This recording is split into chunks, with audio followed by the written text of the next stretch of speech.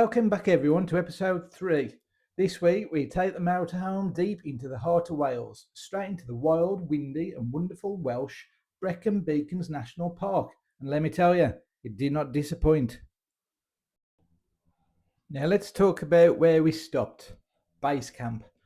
We stopped at Brecon Beacons Caravan and Motorhome Club site just outside the town of Brecon, and honestly it's one of the best located sites we've ever parked up, literally right off the main road. Nice and easy, no little alleyways, no little roads, perfectly situated, right off the main road, straight in, easy. Now it's located in, I'm going to say Brecon, but please don't know the pronunciation, but Brecon in Brecon. Just off the A470, you'll know it, Penny Fan is waiting in the background.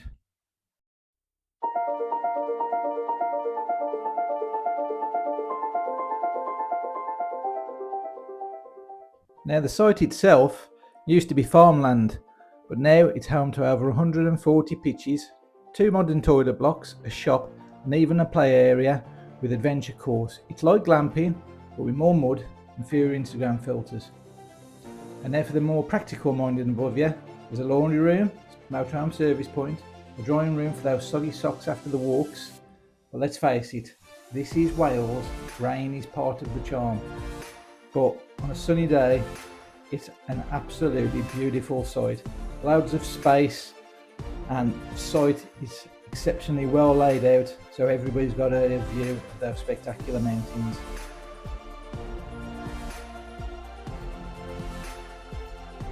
So whether you're just hiking the hills or just chilling with a cup of tea and want to look out over that view, this site makes for a perfect launch pad for exploring the Brecon Beacons and surrounding areas.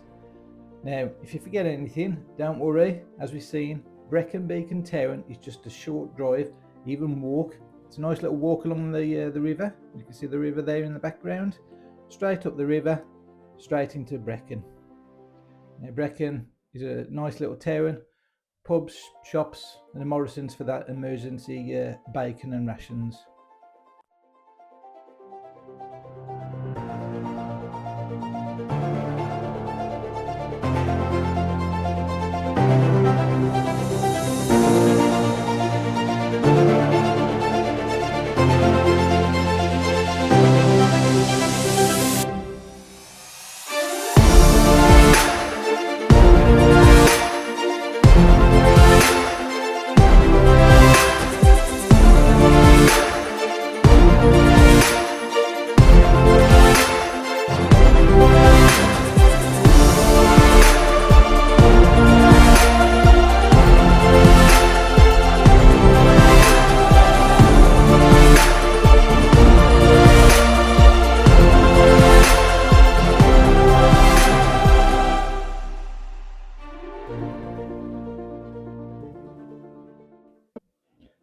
If you fancy stretching your legs, Brecon Town is only around about 2 miles away, so it'll take you about 30 to 40 minutes down the towpath, and is a cracking little walk with those views in the background. You spot Brecon, there it is, and then as we pan round you can spot all the other scenery and especially those trio of mountains. Penny Fan, Cribbian, Fanny Big. Entrance to the new site is through the license plate recognition gate. Now, who doesn't love a good chat to the warden on reception?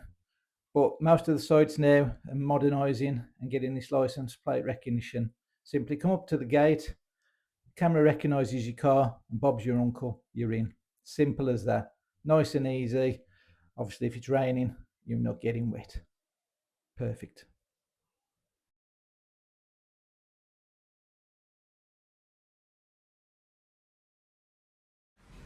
Right, a quick post. Urinals, ample urinals, wash basin, very nice. Other toilets for other things. Hey, how you doing? Some nice wash basins there, and 8 cracking showers, all nice and clean. Cannot fault the cleanliness, ample space, really nice and tidy. I'm going to go with 9 out of 10 stars. Notice board what's going on. Quick toilet tour. Nice.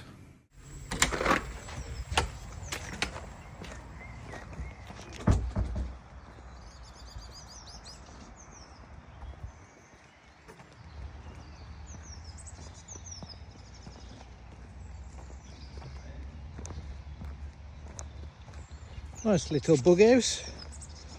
Now in true Welsh British tradition, we've gone from blistering sun to lovely chucking down rain. The sun is trying to glimpse through, as you can see there, and Easter Monday we have a lot of people who've left for the day. Nice grass pitches, some hard standing pitches, another toilet block over there. Everything you'd expect from a caravan club site. Nice and empty now.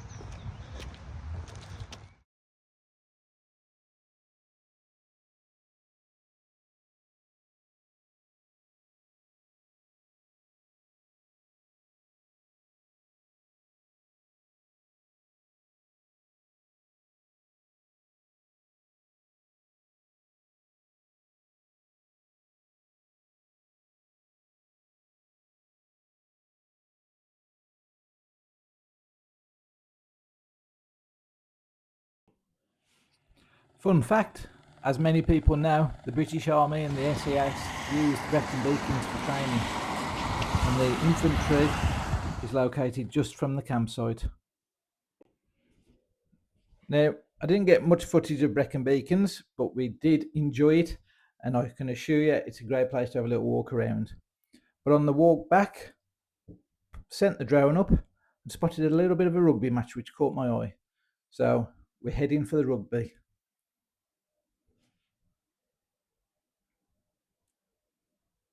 Here's the towpath, a cracking walk from the campsite straight into Brecon. Nice and peaceful. Straight down the canal, wave at some of the barges.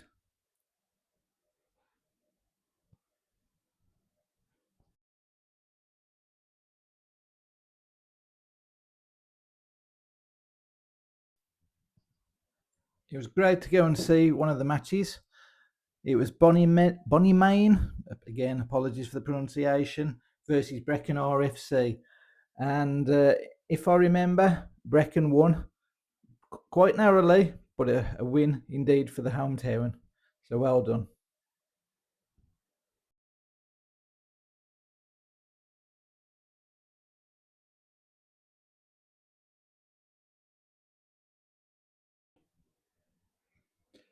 After watching the match, we headed back to the campsite, get the tea on, sit back, relax, and watch the wonderful world of campsite life as we took a little bit of time to rest for our next day, which we're going to take on the mighty penny fan.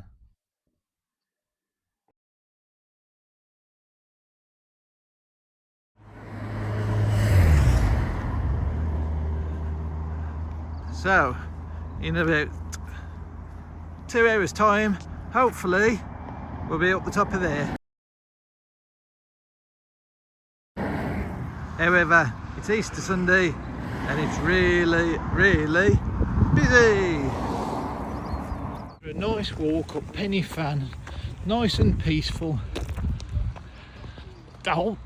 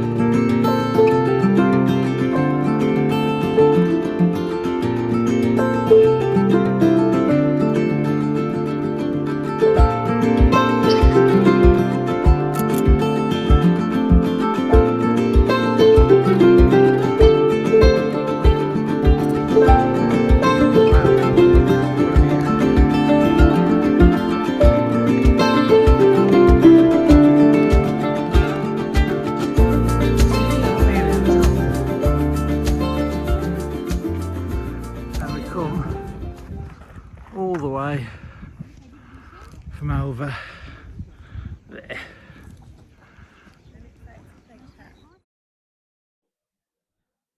After having a good look around, seeing as far as the eye could see, we had a little meander around the top of Penny Fan. And again, breathtaking when you get to the top. But something we didn't expect at the top of the mountain was a couple of characters we didn't think we'd actually see up there. One of them being, well, I've got to show you, a T-Rex, Jesus, and yes, Deadpool. Now, it's not very often you see a group of characters at the top of Penny Fan, which is quite hard to walk up in an inflatable T-Rex suit. So I had to do a little bit of digging to find out who they was. And after a little bit of digging, we found out it was the Infinity Veteran Support Team, raising money for those who've served. Fantastic group, and much credit goes to them to get up there in all of that gear. So I'll leave a link in the below comments. Feel free to jump on their page and give them some donations, because they earned it.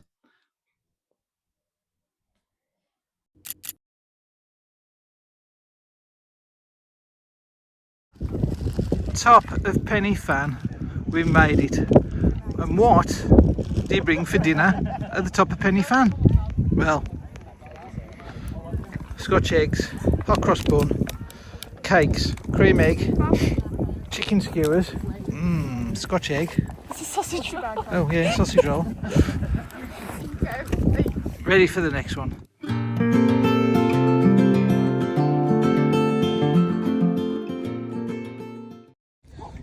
Easter Sunday, Penny Fan, come for a nice quiet view.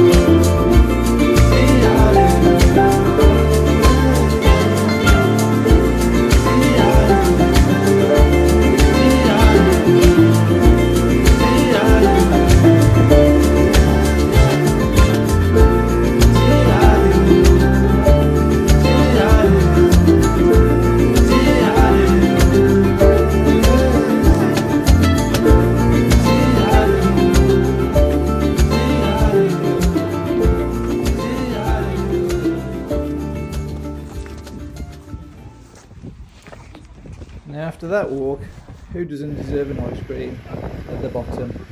Unfortunately, halfway down the hill there was an accident, which obviously the mountain rescue and the fire brigade had to come and help out. We left them to it and made our way back to the campsite. Back to home, and a little bit of time sitting outside, editing, and obviously taking in the sun. And when in Rome, obviously a nice Welsh cider to wash it down. Being Easter Sunday, obviously Easter egg was a must. And for tea, the campsite threw on a lovely little pizza. So, of course, we had to oblige.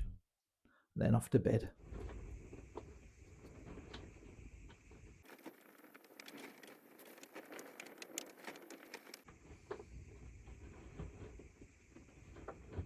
The next day, we took the short 30-minute ride up to Hay-on-Wye, the legendary town known as the Town of Books, with over 30 amazing bookshops, packed into a town of just 2,000 people.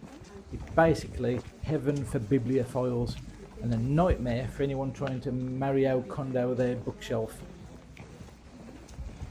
It also got a lot of quirky shops as well, for those of you not quite into the books. So gift shops galore, food shops amazing. So absolutely every corner you'll find something either book related or bookshops or hidden books. It's absolutely brilliant.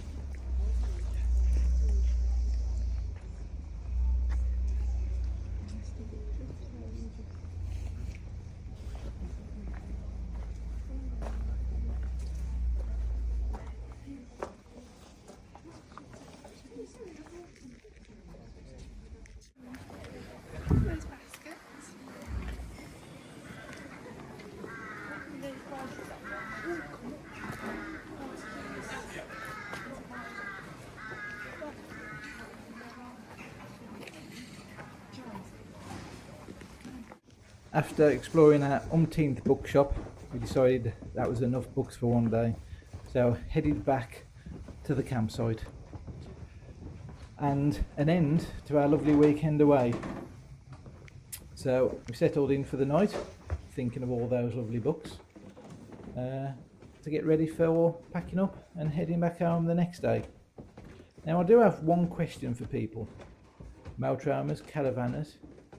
How many of you do the obligatory wave? Now this is us on our way back. We just set off from the campsite and pass a couple of motorhomes coming the other way, and to my disappointment, not a single wave. Campervan 1, campervan 2, now wave. Come on people, wave!